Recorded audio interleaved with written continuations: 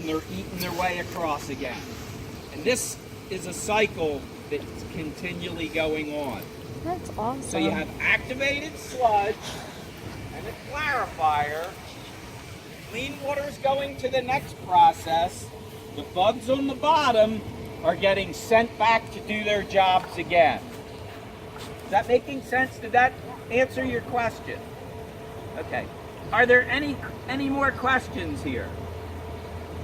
Yes. What are those things right there? Okay, that's called a weir, a notched weir. The inside one is called a baffle. Now, we were talking about the bugs. Sometimes some of the bugs die and they float to the top. So we have that arm that's coming around that skims the bugs off the top. Well, we don't want the stuff that's dead on the top to flow to the next process, so the baffle and the weir help keep them in the tank rather than flowing out of the tank. If that makes sense to the little guys, I know it does to the adults.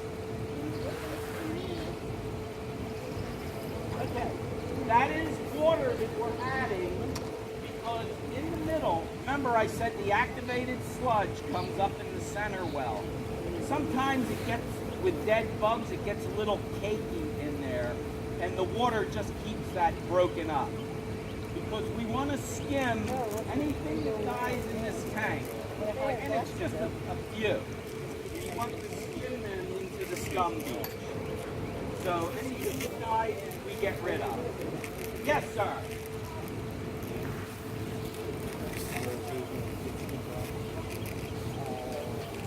Yes.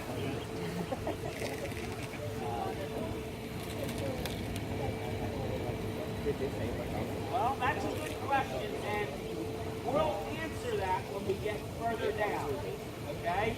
When we get to the place where the water is much cleaner. Now, it looks really clean, but there's still germs in there. There's still things in there. Yes. Go ahead.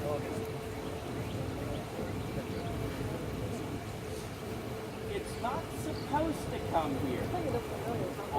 But I guess some people do put it down their drain. Yes. The Lansdale pool. Dan, where does Lansdale pool, what do they do with their water when they're emptying that? Horse trade. They hook up to the Okay. They can't.